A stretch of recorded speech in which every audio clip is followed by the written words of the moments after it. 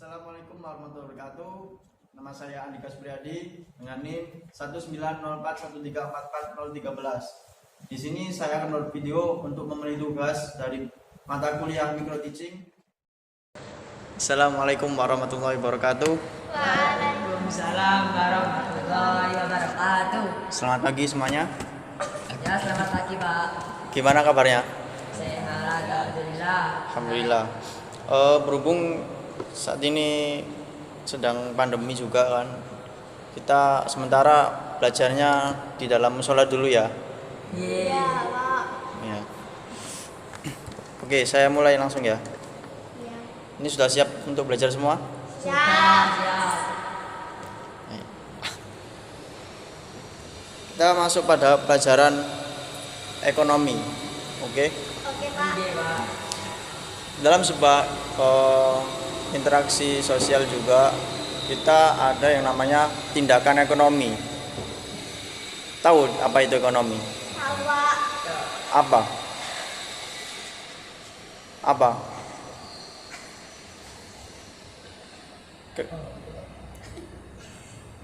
Biasanya kita lakukan pekerjaan, ya. Pekerjaan ini termasuk dalam salah satu ekonomi. Ada lagi siapa? Tidak ada. Oke. Pekerjaan itu juga termasuk salah satu kegiatan ekonomi yang mana kita mencari sebuah pendapatan. Oke. Kita masuk saja langsung pada 3 kegiatan utama dalam sebuah ekonomi, yaitu produksi, distribusi, dan juga konsumsi. Baik. Untuk produksi ya.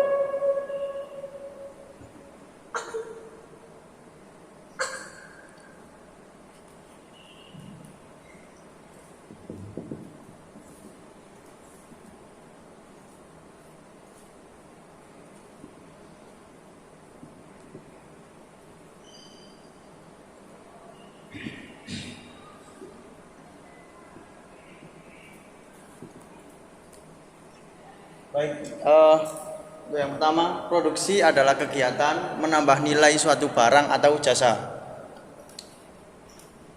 Bisa dipahami? Ada yang bertanya?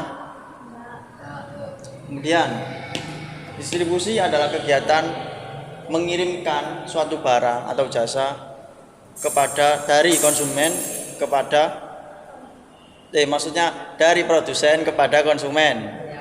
Bisa dipahami? Kemudian ada konsumsi. Konsumsi adalah kegiatan menghabiskan atau menggunakan suatu barang atau jasa. Oke? Coba saya tutup ini.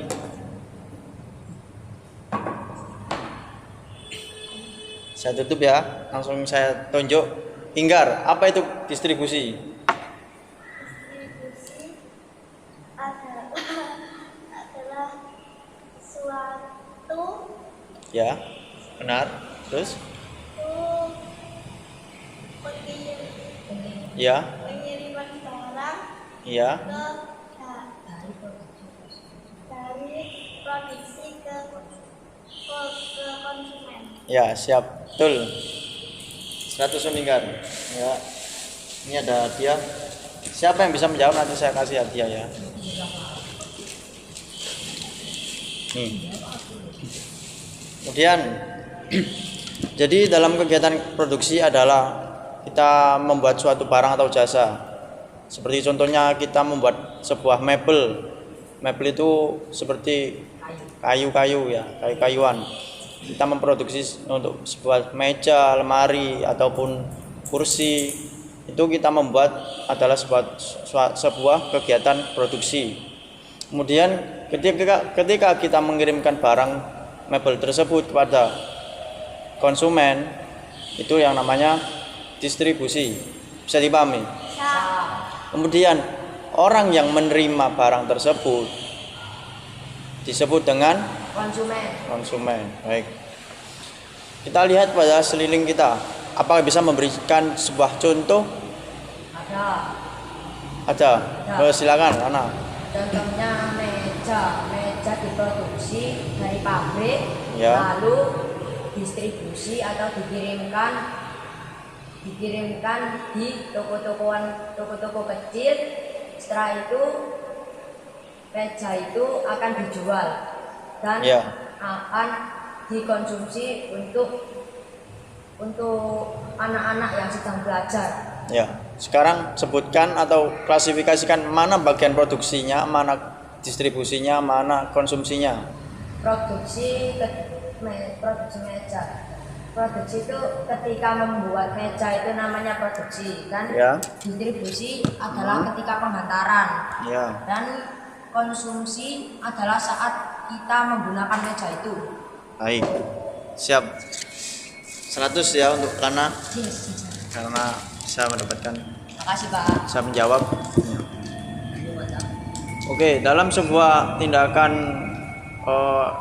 konsumsi kita juga menghasilkan, kita juga menggunakan suatu barang atau jasa. Contoh dari jasa juga ada sebuah seperti kuli bangunan, ya itu adalah jasa. Kemudian ada jahit, tukang jahit, ya itu tukang jahit juga adalah sebuah jasa. Kemudian ada juga apa yang bisa menyebutkan jasa? Mungkin nama apa? Jasa. Bekerja di pabrik bisa jadi, ya termasuk. Kemudian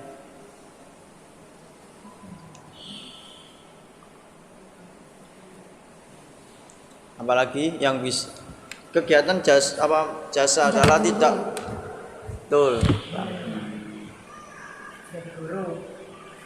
Guru juga bisa termasuk karena kita tidak menggunakan sebuah barang yang terlihat fisiknya. Kita juga cuman menggunakan tindakannya. Dokter dia termasuk juga jasa. Oke, kita lanjut pada sebuah kegiatan motif ekonomi. Kita ketika akan menggunakan atau kita akan berkonsumsi itu juga harus memperhatikan 3 hal. Ada 3 kebutuhan bagi kita, yakni yang pertama kebutuhan tersier, kemudian kebutuhan primer, dan juga kebutuhan sekunder. Yang pertama kebutuhan primer. Kebutuhan primer adalah kebutuhan pokok. Kebutuhan pokok adalah kebutuhan yang kita gunakan sehari-hari, seperti contohnya nasi untuk makan, ya, baju untuk kita Keluar. Biar gak malu. agar gak malu, ya. Kemudian ada rumah, itu kebutuhan primer. Tempat tinggal. Kemudian ada kebutuhan sekunder. Sekunder ini yang bisa kita gunakan, tetapi jika kita tidak gunakan juga masih bisa, kita tidak harus untuk beli. Contoh dari sekunder adalah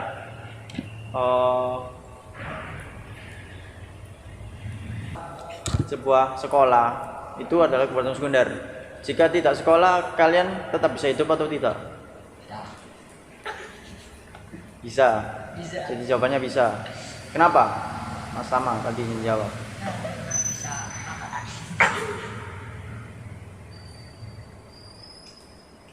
Karena sekolah itu adalah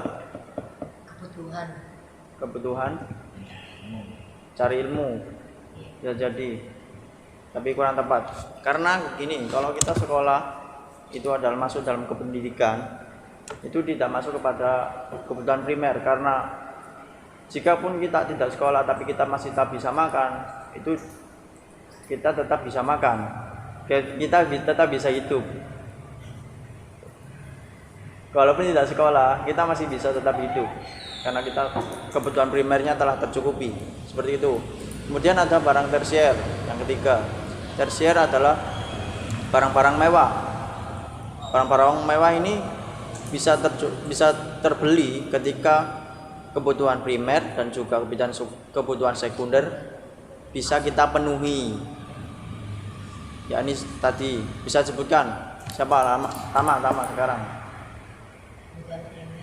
Sebutkan kebutuhan kebutuhan primer dan juga sekunder, kemudian apa kebutuhan primernya, apa tersiernya. Ya, terus. Ya, terus.